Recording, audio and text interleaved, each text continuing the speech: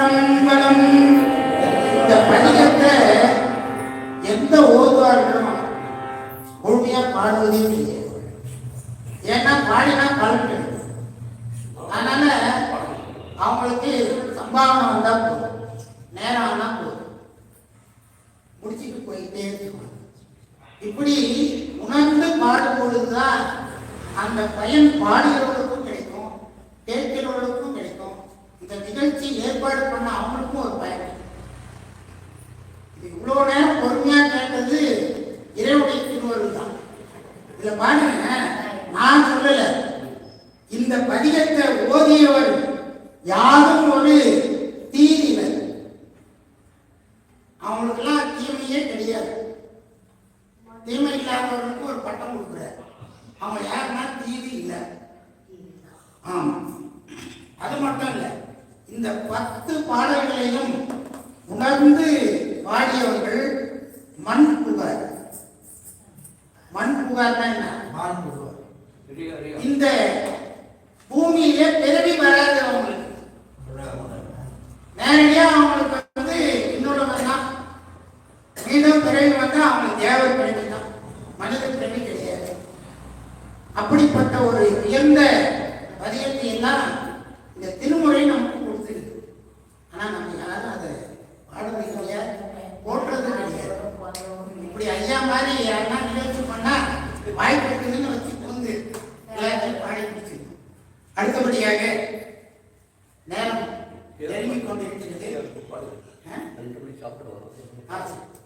ஐயா வந்து அனைவருக்கும் திருவமுது ஏற்பாடு செய்திருக்கிறார்கள். இப்போ இந்த உயிருக்கு உணவு எதுன்னா திருமுறை. இந்த உயிருக்கு உணவு திருமுறை. ஆனா இந்த உடம்புக்கு திருமுறை பானா பசி தீர்மானா தீராது. அதுக்கு ஐயா வந்து திருவமுது கொடுக்குறாரு உடம்பு. அதனால 12:30 மணிக்கு அந்த திருவமுது இங்க வர இருக்கிறது. அது வரைக்கும் நாம இந்த உயிருக்கு உண்டான உணவை நாம பாடி மகிழ்வோம். திருச்சிற்றம்பலம். அடுத்தபடியாக 3ஆம் திருமுறை. இப்பதான் 3க்கு வரும்.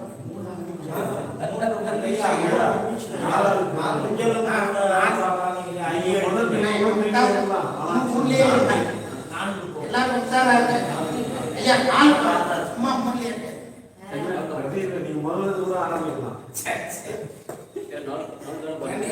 அடுத்தபடியாக நாவுக்கரசர் பெருமான் அருள் செய்த 4ஆம் திருமுறையிலிருந்து ஒரு பாடல்.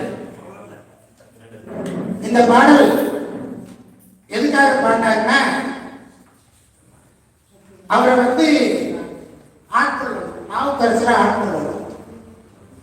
சம சமயத்துல 60 ஆண்டு காலம் இருக்காரு. நம்மளாம் அப்படிதான் இருந்துட்டு இருக்கோம். எங்கன்னா போய் சாய்பாபா கோயில்ல ஒரு வருஷம் 5 வருஷம் 10 வருஷம் சாமி கும்பிட்டுட்டே இருக்கும்.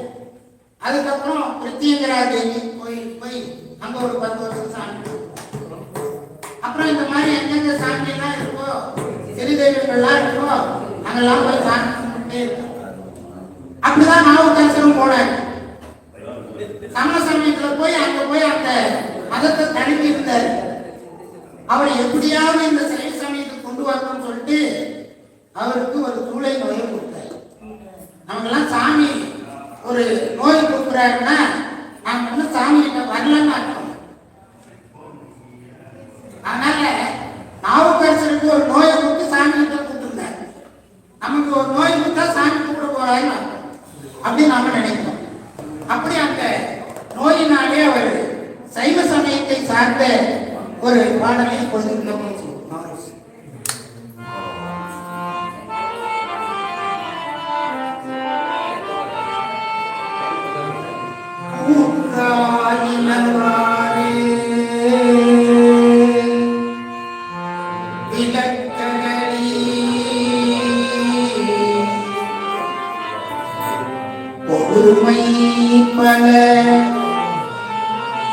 கொடுமை பல செய்தன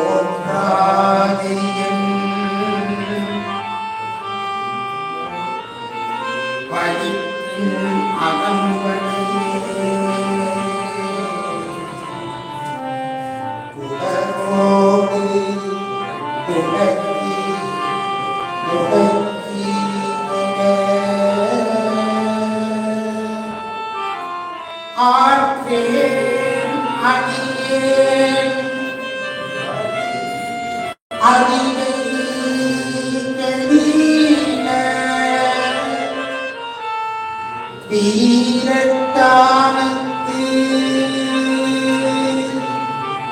உரை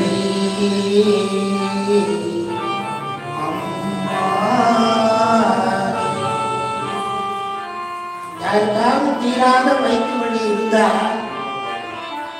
பாட முடியுமா? நிச்சயமா பாட முடியாது. பாட்டெல்லாம் அப்புறம் பாக்கலாம், முதல்ல வயிற்று வலியை தீர்க்கணும் அப்படின்னு என்னன்னா போய் அதுக்கு வைத்தியம் பார்க்கணுமே தவிர சாமி கிட்ட போய் இங்கே உருகி பாடணும். நாவுக்கரசு அங்க போய் பாடி அந்த நோயை தீர்த்தாருன்னு பாடுறேன்.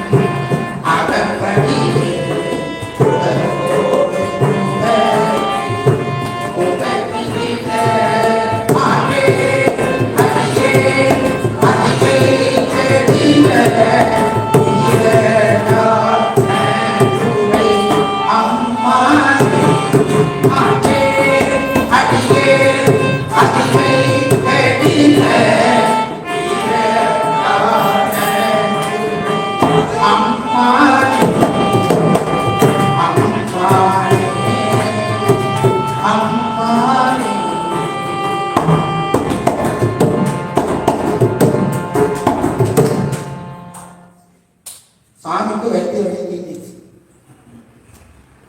இப்போ நமக்கு வைத்திய வழி வந்த டாக்டர் கிட்ட போறோமோ இல்லையோ, இந்த பாட்டையாவது கொஞ்சம் நினைச்சு பார்த்துட்டு டாக்டர்.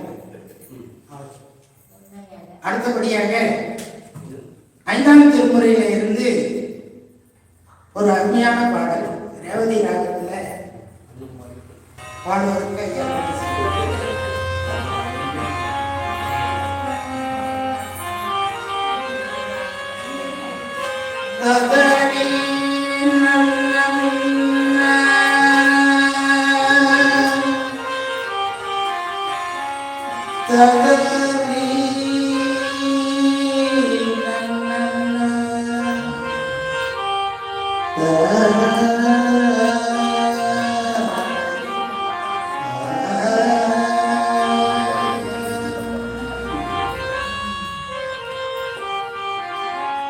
அன்னம் வாலிக்கும்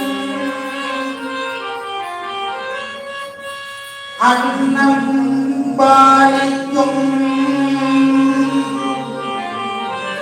தில்லை கம்பலம் பொன்னம் வாலிக்கும் மேலும்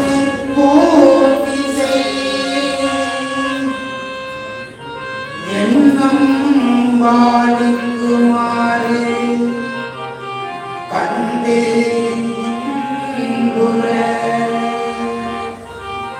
இன்னும் வாழிக்குமா இப்பிறவியே இன்னும் வாழிக்குமா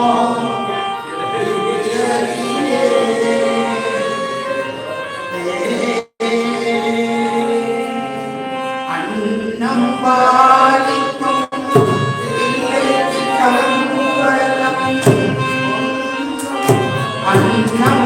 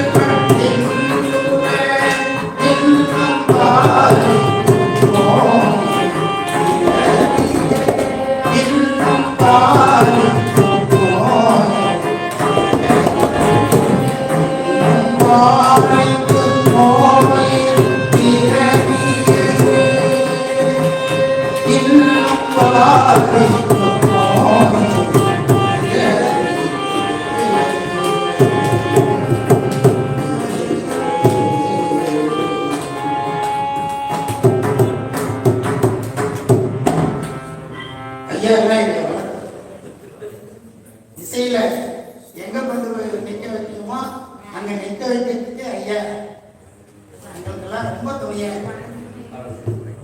இன்னைக்கு நான் இந்த ராகத்தை பாடணும்னா ஐயா தான் காரணம்.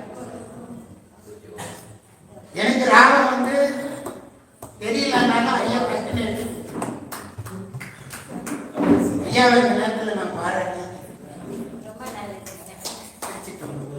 அடுத்தபடியாக ஐயா சாதாரணமாக இல்லை, ஐயா வந்து தமிழக அரசுடைய இசைக்கலைஞர் விருது வாங்க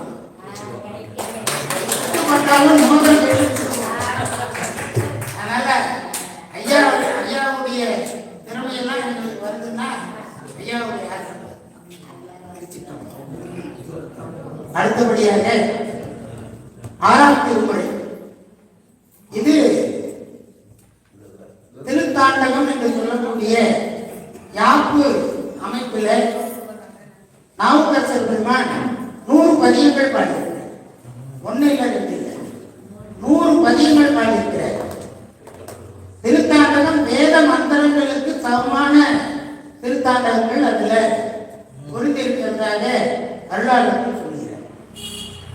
இன்னைக்கு அதுல இருந்து ஒரு பாடல் தான் பாடும், சரியா 8 வரி, அதை மட்டும் பார்க்கணும். இந்த திருத்தாண்டகத்தை ஹரிகா போதி என்கின்ற ராகத்துல போதாடுலாம் பாடுகிறார். இப்ப அந்த அடையில நம்ம பாடி அரியானை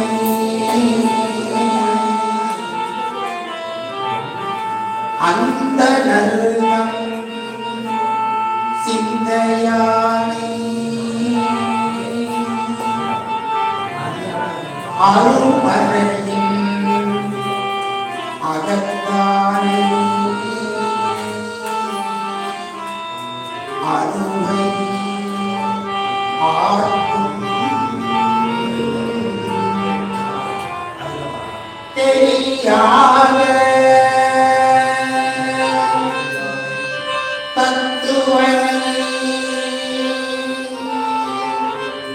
தேடி பானை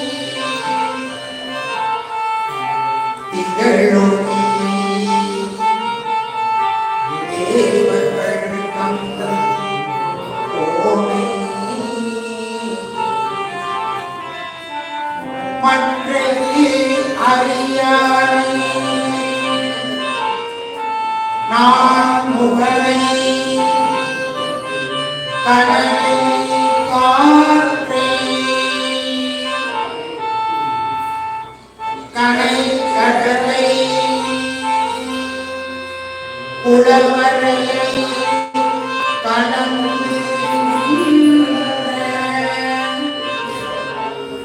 பெரியானை பெரும்பற்ற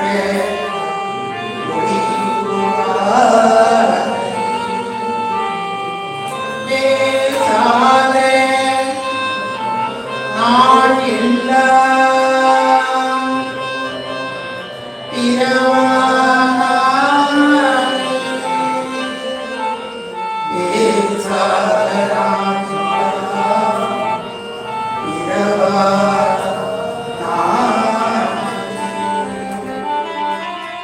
அரியானை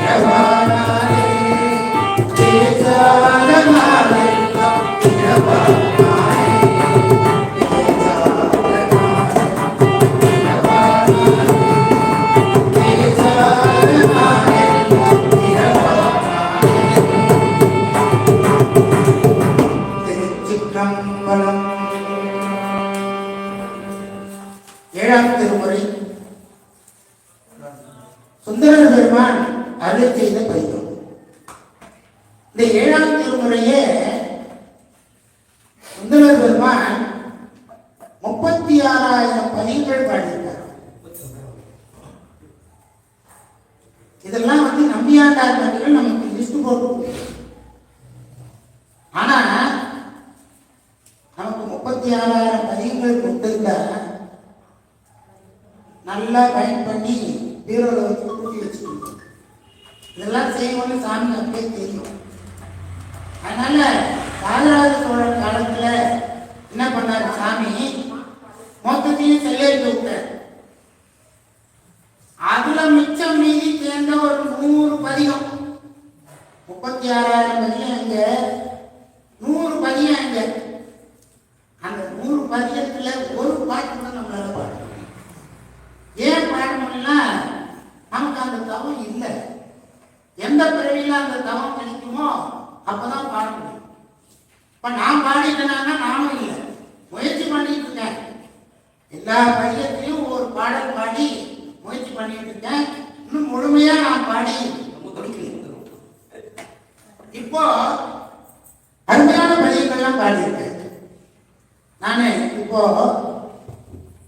சுந்தரர் பதிகம் நம்ம சென்னைக்கு அருகாமையில் இருக்கக்கூடிய வட திரு முல்லைவாய் அந்த தளத்துல அருள் செய்யப்பட்ட ஒரு பாடலை நாம பாடுவோம். அங்கெல்லாம் போறோம். திருவொற்றியூர்ல கண்ணையில சாமி வந்து இங்க பாடுறாரு,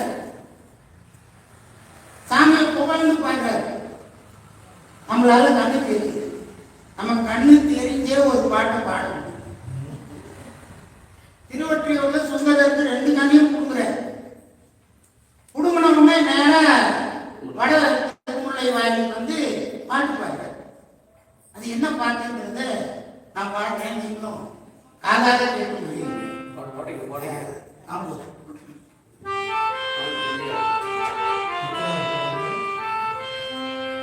திருப்புமை பொருளும்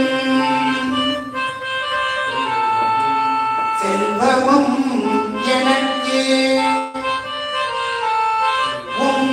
சீருடை கடல்கள் என்று எண்ணி திருப்புமை பொருளும் செல்வமும் எனக்கு சீருடை கடல்கள் என்று எண்ணி ஒருவரை மதியாது உறாமைகள் செய்து, ஒருவரை மதியாது உறாமைகள் செய்து ஊழியம் உழைப்பனாய் திரிவேனை முருகமர் கோளை சோழ் திருமுல்லை வாயிலான் வாயிலான் உன்னை பரவிடும் அடியே படு உயர்களைவாய் படு உயர் கலைவாய் பாசுபதா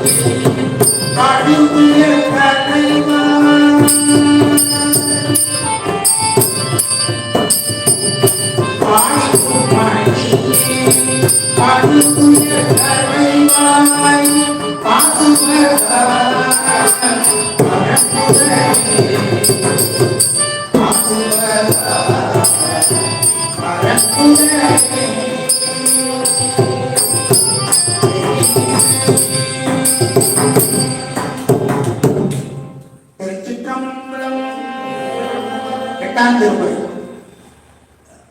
இப்பதான் நாம திருவாசகத்துக்கு தொடரும். நாமெல்லாம் ஸ்டேட் பைபாஸ் 7 திருமுறை வேணாம் சார், ஸ்டேட் 8 தான். ஏன் இப்ப பைபாஸ் போட்டாங்கன்னா இந்த மாதிரி நமக்காக தான். 7 திருமுறையும் பாடாம 8ஆம் திருமுறை பாடுங்க. இது அல்லாதவருடைய சட்டம். ஆனா நம்ம சட்டம் என்னன்னா நம்ம சட்டம் என்னன்னா நமக்கு எந்த திருமுறை ஒரே திருவாசகம், அது பைபாஸ். இப்போ இந்த திருவாசகத்துல அடியாளர்கள்லாம் திருவாசகம் முற்றோர்கள் செய்யறாங்க, அவங்க பாடினா நல்லா. அதனால அந்த திருவாசகத்திலிருந்து ஒரு பாடல் இந்த திருவாசகம் முற்றோர்கள் செய்யக்கூடிய அடியாளர்களுக்கு ஒரு வாய்ப்பு. நான் அடுத்தது 9ஆம் திருமுறையில நான் தொடர திருச்சிருக்கேன்.